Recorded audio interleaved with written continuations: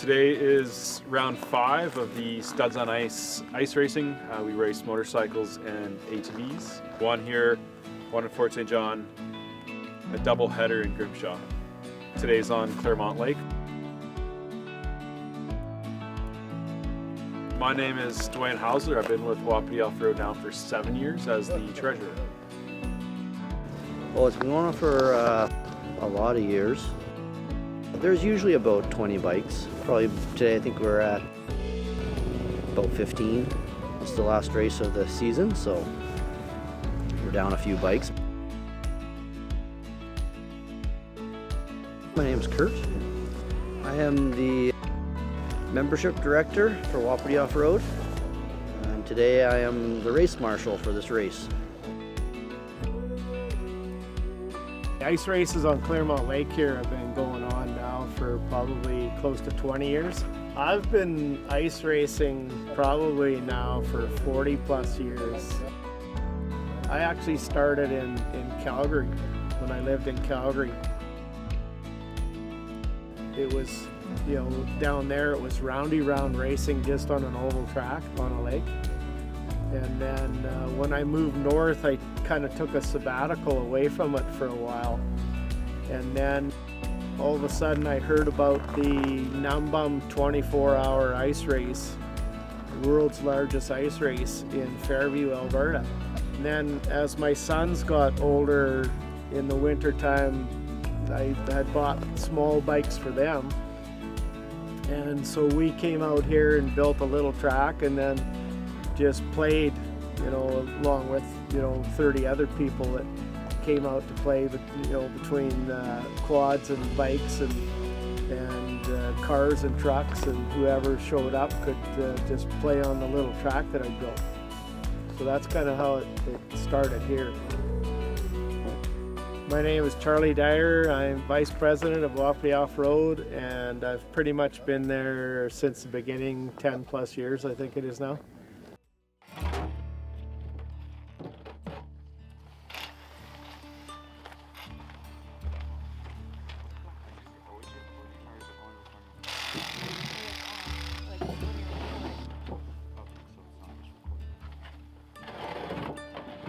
How's that? That's gonna work?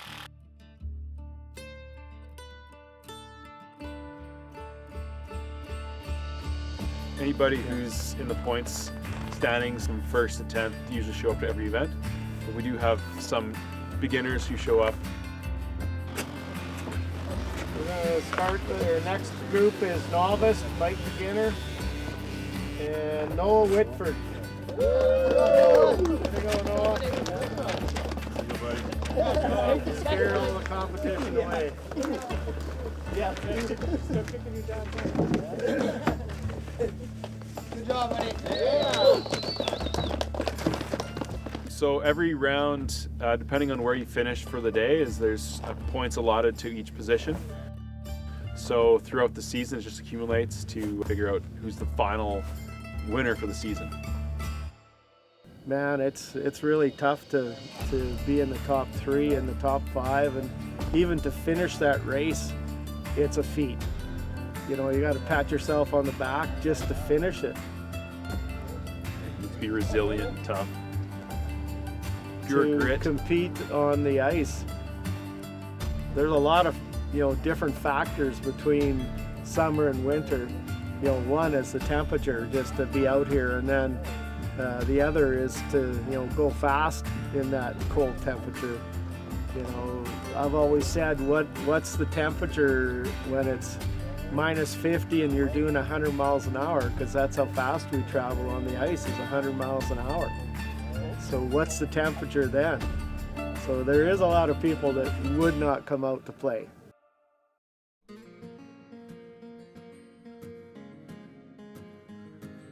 Your clothing is critical.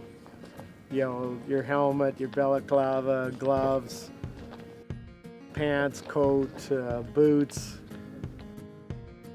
We have all kinds of tricks that we have discovered to be able to survive in this temperature at that speed.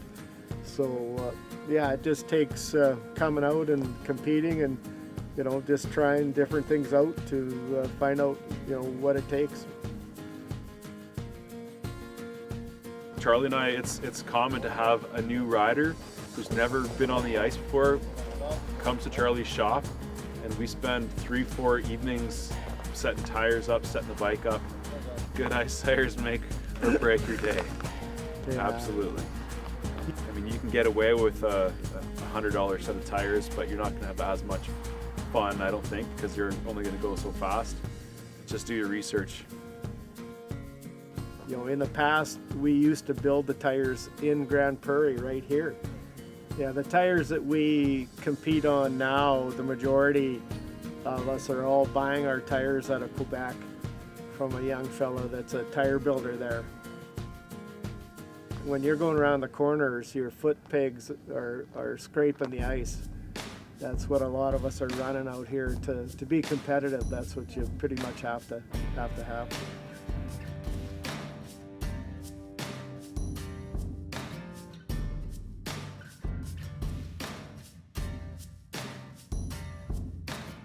As you know, winter comes and the lake starts to freeze up, we come out here, we kind of take turns coming out here and checking the ice thickness.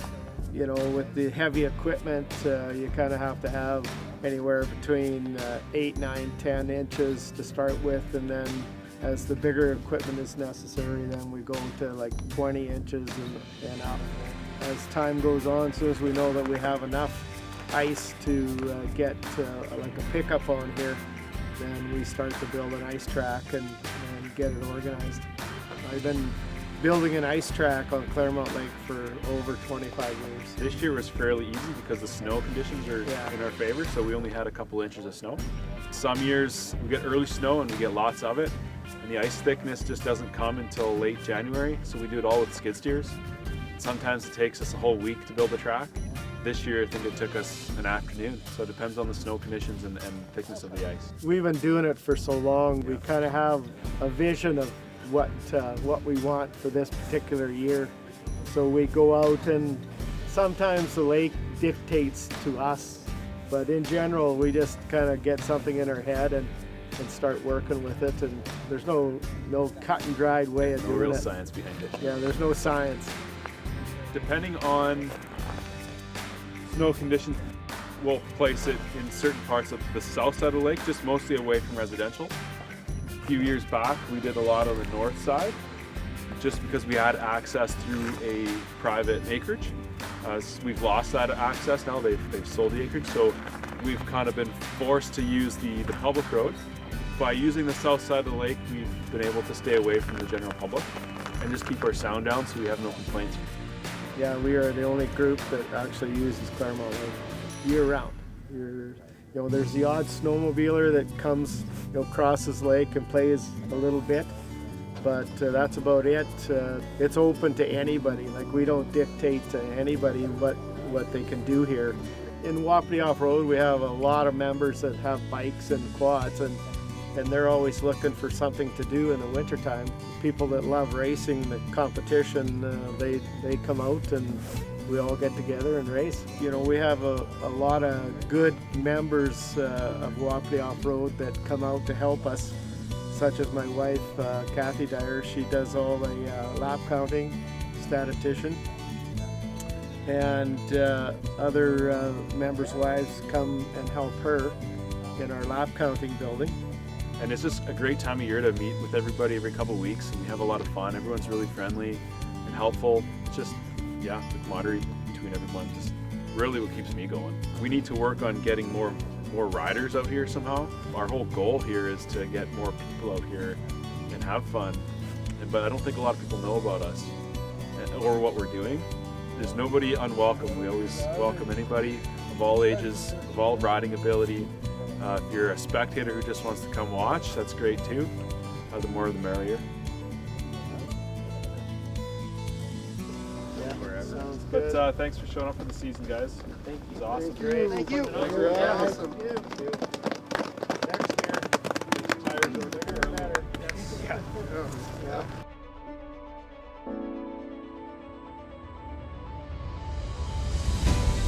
You know, as Wapiti Off-Road, that's part of our DNA is to build something that everybody can use and have fun with.